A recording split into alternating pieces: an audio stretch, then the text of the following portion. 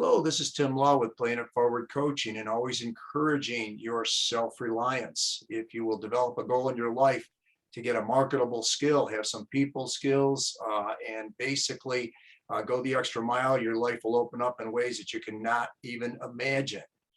Big thank you to over 400 people that have subscribed to this channel, Playing It Forward Coaching, and I am really, really happy to be speaking to a young lady I've known basically since she was a young girl there up in Hancock, New York, and her wonderful husband, John and Theresa Braun. So welcome, and glad you guys are here. Oh, thank you so much for having us. It's nice to see you. Been great to catch up.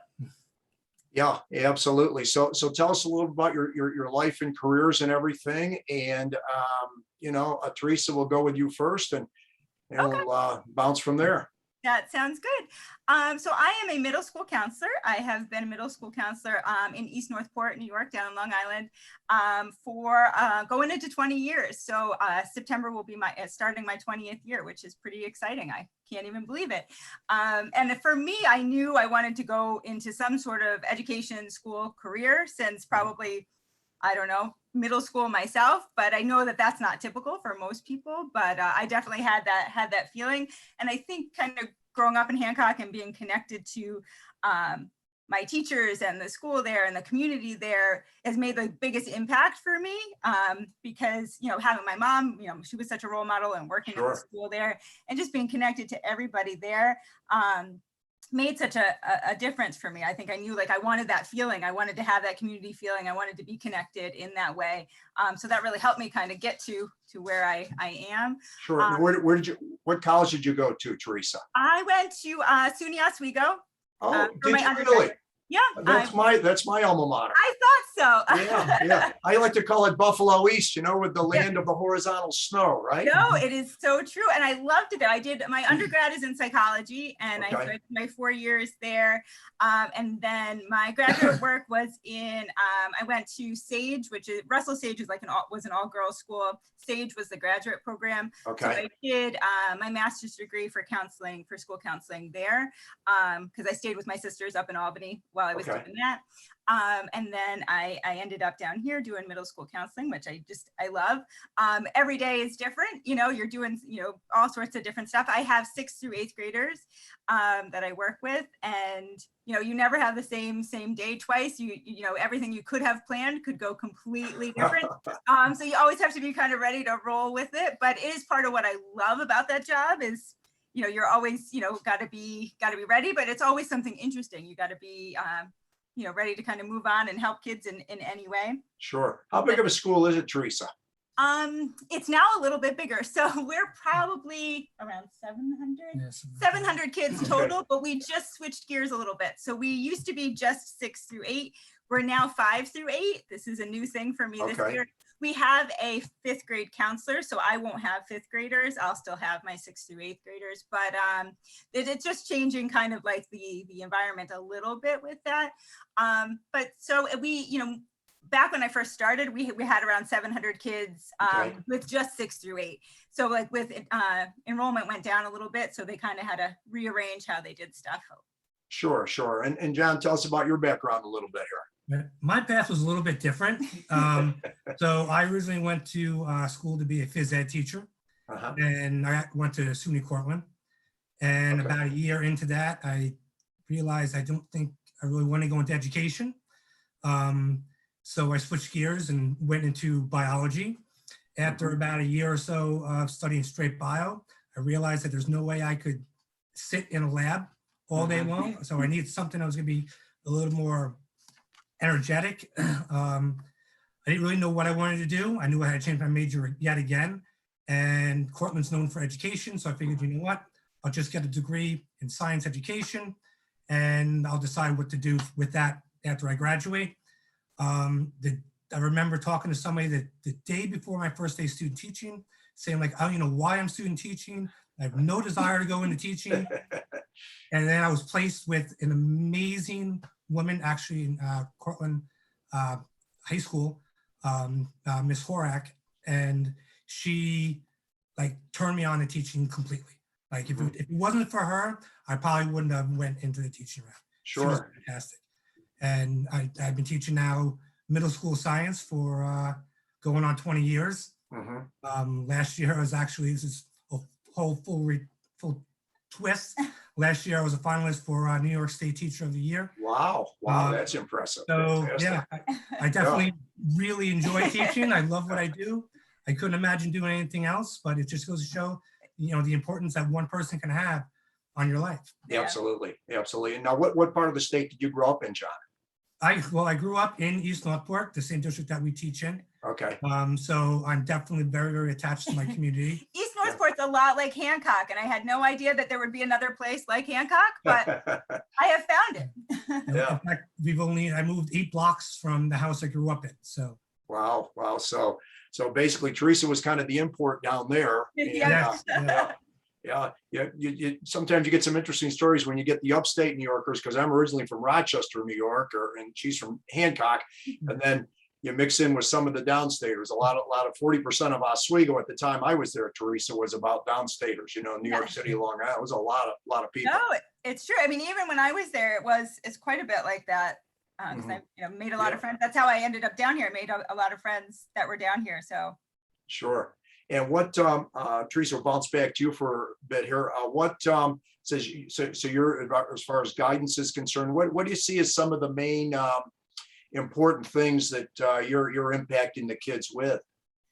I think it's so kind of like what John said with this, one person can make a difference. Like my big purpose and my push for things for the kids is so that I have that connection with them, with every one of my students, not just the ones who appear needy and that I know I have to reach out to, but every student, whether they're the star athlete, whether they're, very strong academically and on paper don't look like they would ever need to see me. I make sure I see every one of my students at least once, but usually multiple times throughout the year, just so that they know someone cares, especially in this last year with COVID.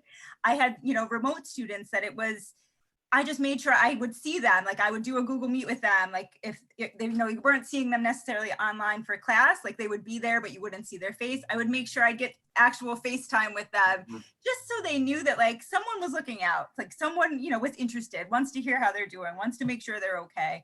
I think that makes a huge difference for kids. Sometimes you can't fix what's going on with them, but they need to know they have somebody in their corner. Sure.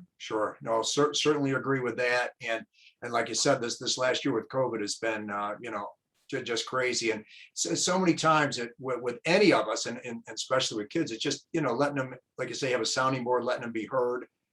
They can, they have somebody they can go to. And now, John, you've also said that you've been involved as far as not only teaching, but coaching soccer. Yes. So I coached soccer for a good 10 years. Okay. And it was, I got to say, a lot of what I used on the soccer field definitely made me a better teacher. Yes. I took a lot of the concepts that I learned when I was, pretty much teaching on a much bigger field, and the organizational skills and prepping and making sure that there was no time for kids to fool around. It's definitely something I carried into my classroom.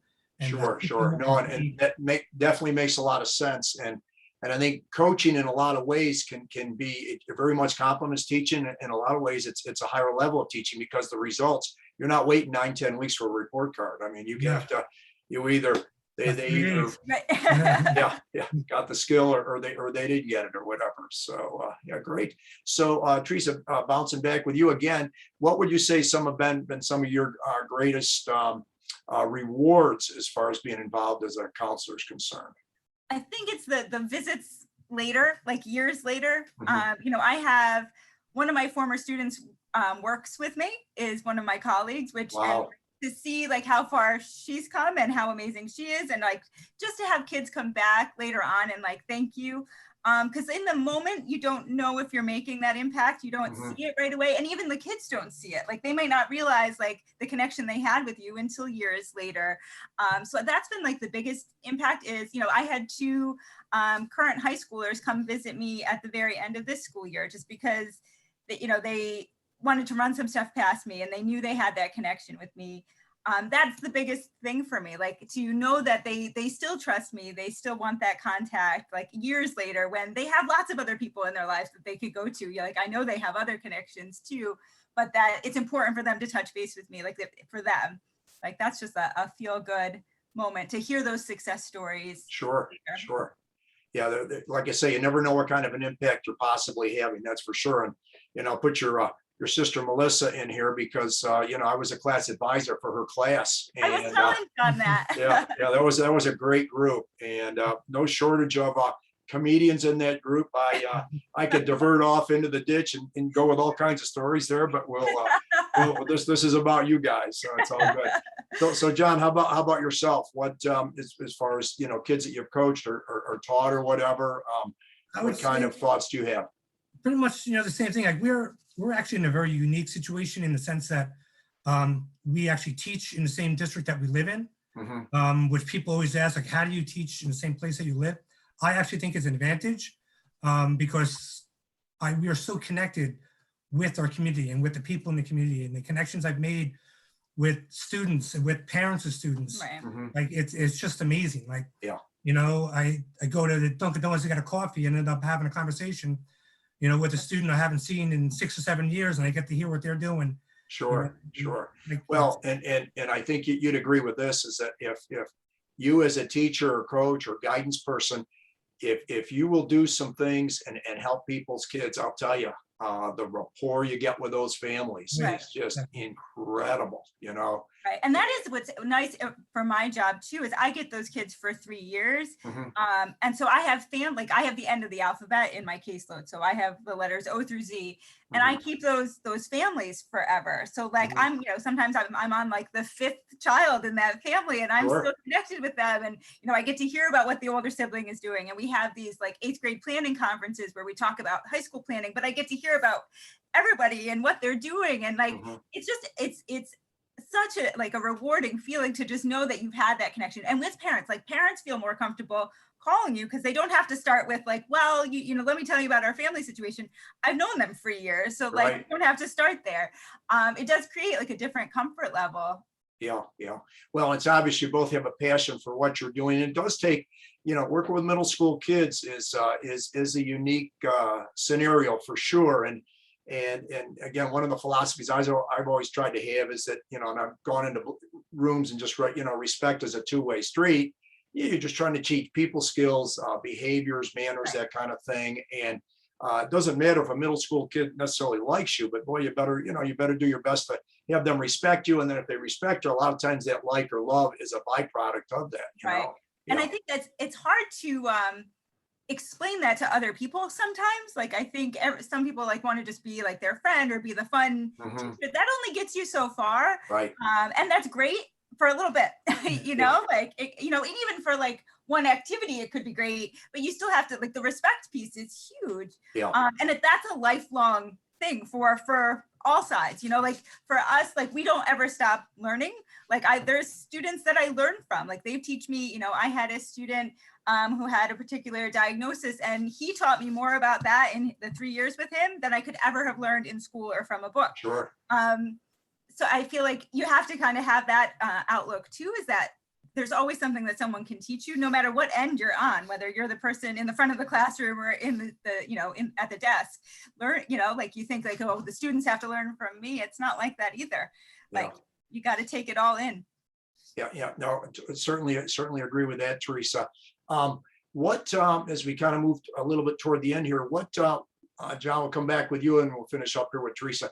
What advice would you give to teens and young adults as far as their life and career pathways are concerned? Obviously, middle school kids don't necessarily know what they want to do or whatever, and that's understandable.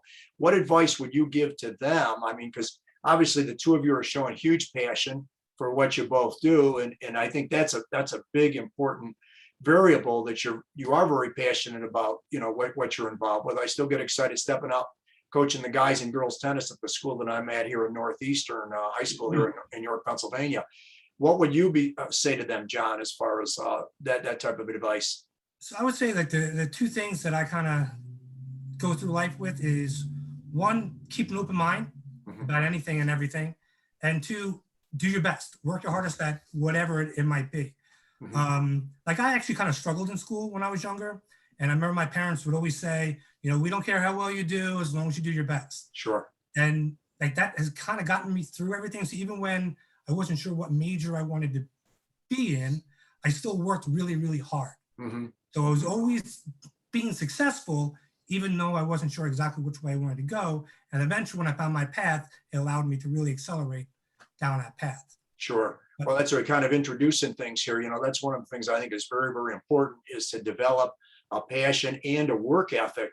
And like you say, no matter what you're doing, do the very best you can, because it will be noticed, you know, by others. And Theresa, how about yourself? I think just to be able to work through change, like that it's okay. Like if you switch gears, or if something changes, it's not the end of the world. Like my fear for a lot of my middle schoolers going to high school is that they think something's going to be a certain way, or they think something's going to be easier than it really ends up being. Like that's okay. It's okay for something to be hard. It's okay for you not to be perfect. Just don't give up. Like, you know, you might have to do something a little bit differently. You might have to switch gears a little bit, and, you know, or you might have to get a tutor, or you might have to study differently, but not to give up, and not to just think once something's hard, that's it. You know, like there's always going to be stuff we're not good at, but we still got to, you know, that you can still work through it. Yeah, excellent advice. And one of the things, you know, as far as coaching, that I've always tried to apply too, is that don't try to be perfect, just be excellent. In other words, doing the very best you can, right, in preparing and being involved with what you're doing. That's the goal, is to be, you know, better today than what you were yesterday. Right. You know, and so kind of, if you're your own like competition, almost like work against yourself. Like don't worry about what other people are doing. Like take care of you, make sure you're doing your best and putting your effort in. That's all you can do. Sure. No, totally agree. Well, this has been wonderful, John and Theresa. If any last second thoughts before we kind of wind it down, and then please stick around afterwards. I want to chat with you for a minute or two. All right. No, thank you so much for this opportunity. Yeah, thanks for the opportunity. I appreciate it. This was awesome. Yeah, well, it's finally good getting to meet your other half, Theresa, for sure. And you absolutely have to make sure you tell your family, give them my very best. I'm sure that they'll see this as well, and you know, so yeah. But thank you so very, very much, and just stick around for a minute or two, okay? Sounds good. Thanks. Thank you.